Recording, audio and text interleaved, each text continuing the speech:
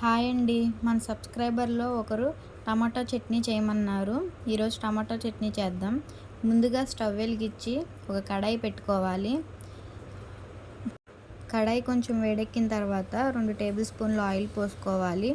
Oil కూడా వేడెక్కిన తర్వాత నేనైతే 10 పచ్చిమిరకాయలు తీసుకుంటున్నాను. 10 పచ్చిమిరకాయలు విరిపి వేయాలి.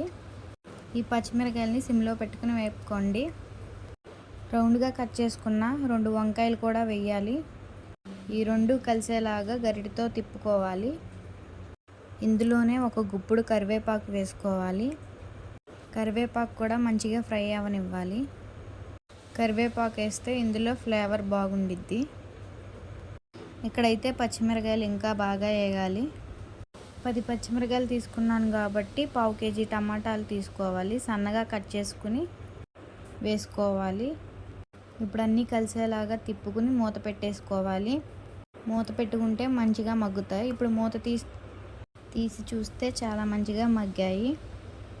టమాటా పచ్చిమిరకాయలను అయితే సిమ్లో పెట్టుకునే వేపాలి. ఎక్కువలో పెట్టుకుంటే మాడిపోతాయి. ఈ టమాటా పచ్చడిని వారంలో 3 సార్లైనా చేసుకుంటాం మేము.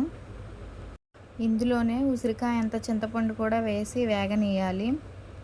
తర్వాత స్టవ్ ఆఫ్ చేసి కొద్దిసేపు ఆరనివ్వాలి. చల్లారిన తర్వాత మిక్సీలో వేసుకోవాలి.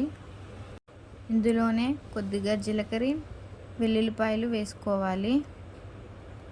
రుచికి సరిపడినంత ఉప్పు కూడా వేసుకోండి. కచ్చా బిచ్చాక గ్రైండ్ చేసుకుని ఒక గిన్నెలోకి తీసుకుంటే టమాటా చట్నీ రెడీ.